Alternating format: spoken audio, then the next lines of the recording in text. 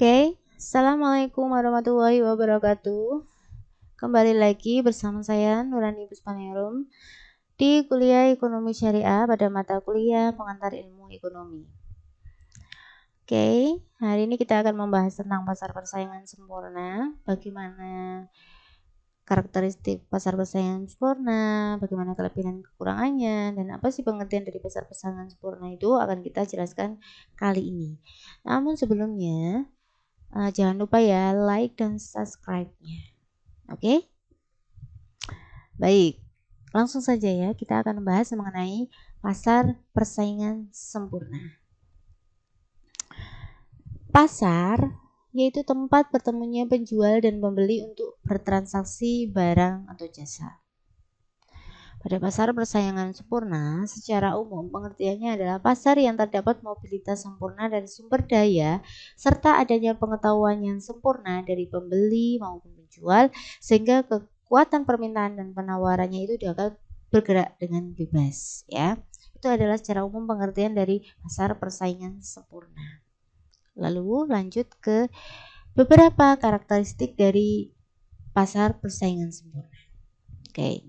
Yang pertama yaitu banyak penjual dan pembeli. Jadi di dalam pasar persaingan sempurna itu banyak penjual dan pembeli di dalamnya. Ada penjual, saya misalkan ada penjual A, B, C, D, dan E dan berbagai macam pembeli ya.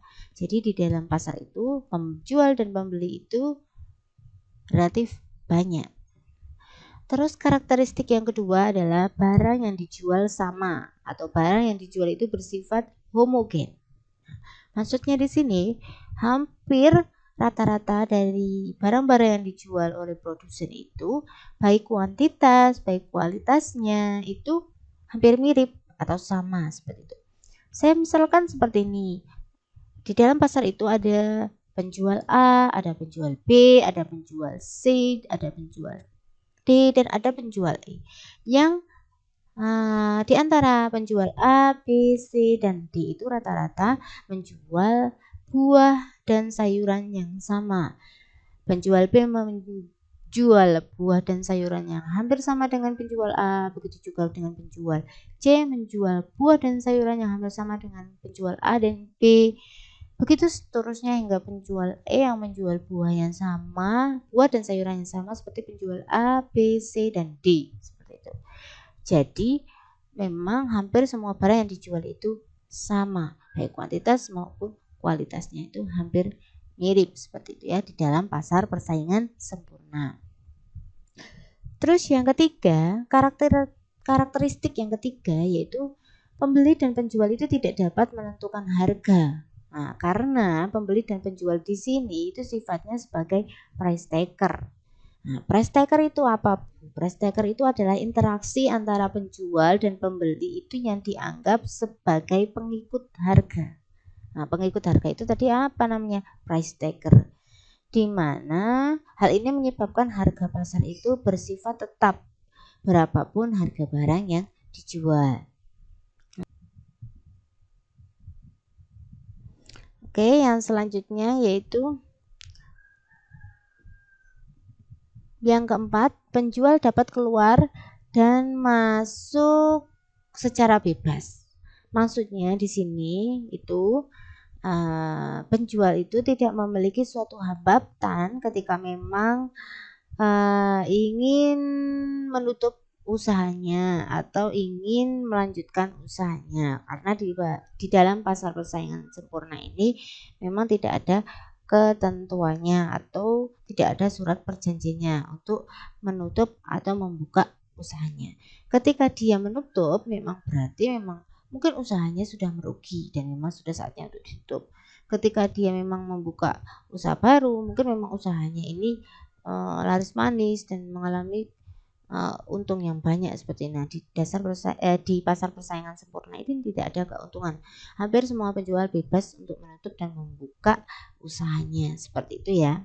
Karena memang tidak ada perjanjiannya atau memang tidak ada hukum untuk membuka atau menutup usaha di dalam pasar persaingan sempurna. Oke, lanjut. Yang selanjutnya yaitu mengenai sistem pembentukan harga pasar di persaingan sempurna.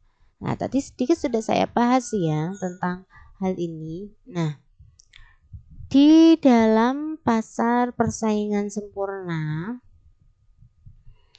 itu pembentukan harga itu memang pure dilakukan atau ditentukan oleh kekuatan antara tarik menarik permintaan dan penawaran di pasar yang dilakukan oleh pembeli dan penjual.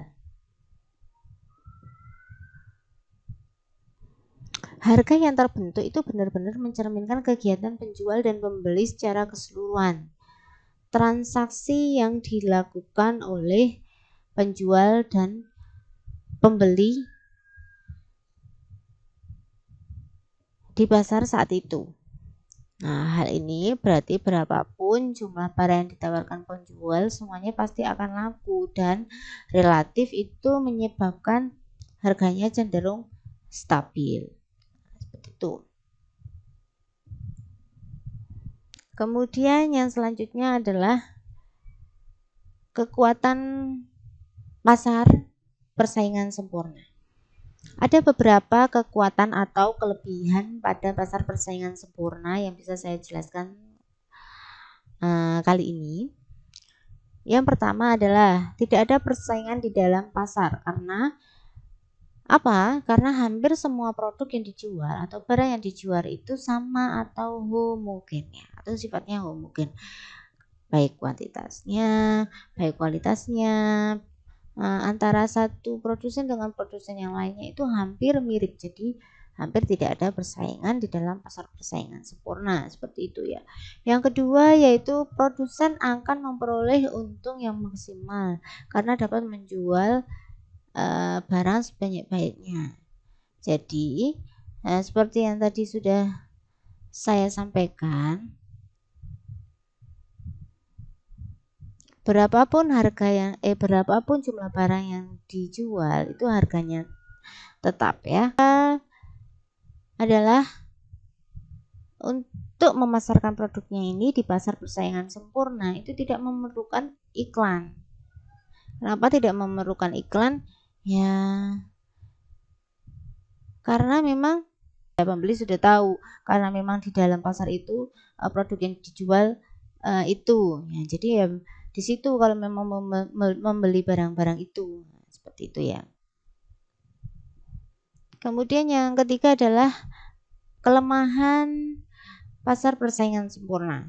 Ada beberapa kelemahan dan kekurangan di dalam pasar persaingan sempurna. Nah, tadi karena barangnya itu bersifat homogen atau hampir sama antara penjual A, B, C, dan D, jadi lama-kelamaan itu konsumen akan cepat bosan. Seperti itu ya. Karena produk yang dijual itu kurang variatif. Seperti itu. Kemudian yang kedua, tidak adanya inovasi dan pengembangan produk. Ya, seperti tadi ya. Karena produk yang dijual hanya itu saja, maka di pasar persaingan sempurna itu tidak memerlukan iklan karena pembeli sudah tahu ya. Hanya itu loh produk itu yang dijual di pasar itu. Jadi kita ke situ saja, seperti itu. Dan tidak ada inovasi. Tidak ada pengembangan yang dilakukan oleh penjual atau produsen atau perusahaan. Karena sebagian besar yang ikut dalam persaingan sempurna itu adalah perusahaan kecil ya. Oke, mungkin cukup itu saja yang bisa saya sampaikan kali ini. Kurang lebihnya saya mohon maaf jika memang ada kekurangan. Semoga materi kali ini bermanfaat untuk kalian. Silahkan dipelajari kembali. Dan kembali lagi saya ingatkan, jangan lupa like dan subscribe-nya. Dan silahkan tulis di kolom komentar jika memang ada kritik dan sarannya. Oke? Cukup sekian yang dapat saya sampaikan. Wassalamualaikum warahmatullahi wabarakatuh.